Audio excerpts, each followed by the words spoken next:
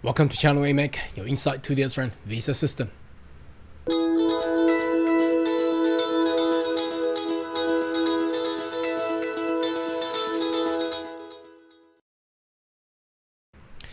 Good day everyone, my name is Carl Young, your online YouTube visa consultant. Are you interested about migrate to Australia? Why don't you consider to subscribe to my channel and turn on the bell on the side, so once we have all the updates and news, you'll be the first one of getting all the insight. Now today's video is all about some updates on news. Obviously, there has been a news came out 2 days ago, prepared by the Independent Australia. Interestingly, talking about the net migrations, how many people is actually in Australia. Is it enough to cover the skill shortage? Or perhaps not. Well, let's have a look how the actual report works.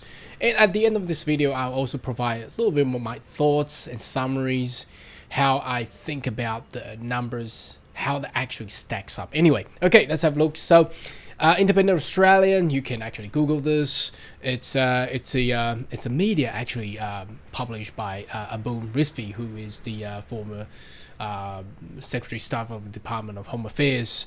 So he does have a very firm and deep knowledge about Australian immigration issue. So the topic says net movement visitor visa. Now, bear in mind, visitor visa, well, people may think about it's just the travelers, but it does include a lot of others type of temporary visa who are actually staying in Australia for more than 12 months. So let's have a look at the actual numbers. So what's happening recently? Okay, in 2022 is likely the net positive movement of people on visitor visa. That is likely, well, which is good because, well, gonna face it, we are in the post-pandemic era. The border is open. Well, most of the world, apart from China and some other countries, but most of the world is all open, and will exceed all previous year. But why is that happening? What does it mean? So there's gross movement people from visitor visa remains well below pre-pandemic level, partly due to a very few visitors from China. Now, what's happening there? Obviously, you may notice there's a zero COVID restriction and policy control in China, predominantly not based on science, but I think more towards politics. So the China is actually closing up. Well, it's already closed up, I should say. That it has been doing that for the past 2 or 3 years. So obviously, there's a lot of factories, manufacturers, global businesses moving out of China because it's just not opening up its border, and the control is just too restrict and too inhumane. It could actually cause, if one from a Chinese national lodge a protection visa with, because there's a recent case in Europe partly talking about this anyway. Okay, that's not what we're supposed to be talking about. Anyway, okay, by end of the October 2022, the movement visa was positive, and it has a huge spike. As you can see here, there is a net increase of 305,940 people. That is a huge increase ever compared to, if you look at this graph here, although it's pretty tiny, but you can see that little blue bar at the right hand side. Obviously, the orange bar here is where the former government, Scott Morrison, called for all the migrants to go home, and that's where a negative 458,570 people left the country.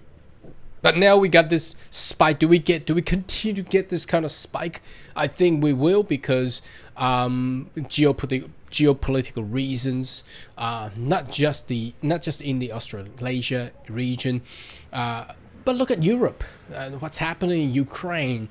Traditionally, I've been talking about to a lot of friends. Traditional Europeans might not really think about migrations, but since that there was a missile hitting Poland's border, and also the inflation, the euro, the UK pound going down.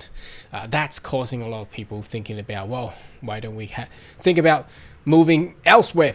So I think that's majorly contributed to that. Also, a lot of people who has already staying in Australia and looking to continue to stay. So a substantial portion of people temporarily in Australia on other type of visa, example, student visa, securing onshore visa. And that's also on the issue on the backlog. A lot of people are waiting. That's what I'm trying to say. A lot of waiting for the visa to be processed. I'm thinking about graduate temporary, work visa, waiting for about 6 to 9 months. So obviously these people are contributing to this net migration increase. Most people arriving with visitor visa are also leaving on visitor visa rather than seeking extension. That was essentially because the visa system operated relatively efficient. Most of the people were applying the correct visa from overseas rather than entering a visa. From 2015, international border will close in 2020. However, annual net movement of visitor visa increased significantly. In 2018, 153,000 more visitors arriving in Australia depart, while 2019, 143,000 excess visitors arrive compared to the departures. So again, there's a lot more people coming into Australia rather than exit out. The only period of time what I can think of is when the pandemic hit in 2020 and 21. That's where a lot of departures were actually recorded. But previously, for the past, I would say about 20-30 years, there's always an increase. That's why the population has grown to about 25 million now, 25, 26. So again, I believe this will actually continue to grow to a certain number as we continue to experience a skill shortage, and after the post-pandemic economic issues require a lot of skills, and aging population as well. That's all contributing to the need of the government to actually respond to the in seek of the increase of population there. So it's a good sign. It's a good sign. Part of the increase explained was also Malaysian and Chinese national already lodging for asylum. As you can see there, but that was back in 2016 and to about 2019. Now, a lot of these, I think, will contribute to some sort of scam. As you can see, in the previous few weeks, there was a news article came out about, whoever the agent helping people to secure a protection visa in order to work up the illegal drug farms or whatever it is. So I'm not too sure how much of that is actually contributing to this, but why is it just Malaysian and Chinese? Don't know. I think there's also Vietnamese there too. But anyway, those again, I wanted to advise that those kind of stuff, fraudulent. You're not a refugee. Why are you lodging for a protection visa? It just doesn't make any sense.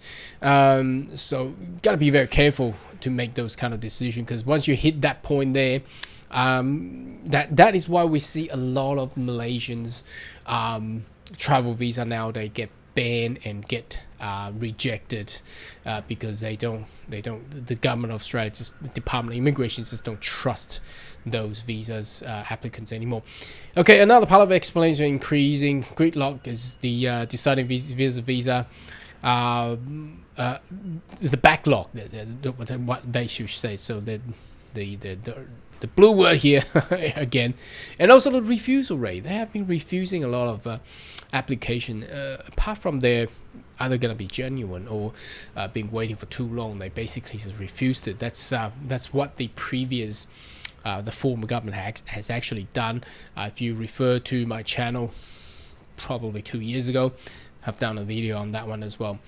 So anyway, let's move down to the impact of the net overseas immigration population. So when visitor extends the visa greater than 12 months, they are counted towards an NOM, and the further acceleration of visa to contribute to all these NOM, the net overseas migrations, give net positive visa for over 300,000 by the end of the October 2022.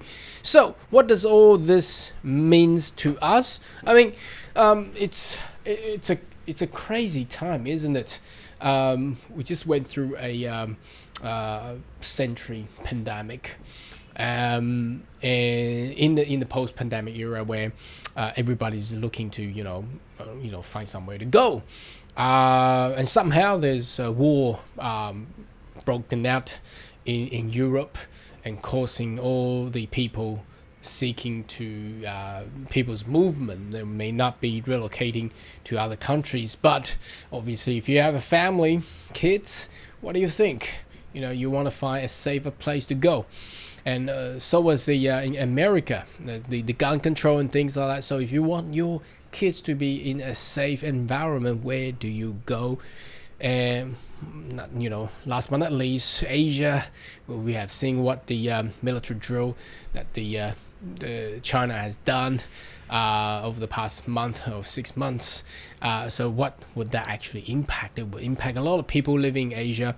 And what happened to Hong Kong? We haven't talked about this for quite a while. There's a lot of migrants coming out of Hong Kong. There's a 7 million populated city there.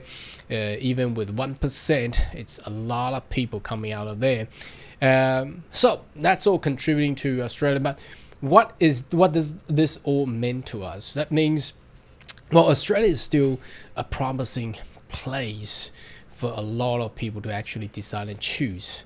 Compared to what Canada has been announced recently with 500,000 migrants per year, I think that it will be compared to that. I think Australia still be at the very good stage, whereby it has managed to get all these skilled people coming in, and it still be a very popular destination for migrants to go, and it's a good sign for the economy as well.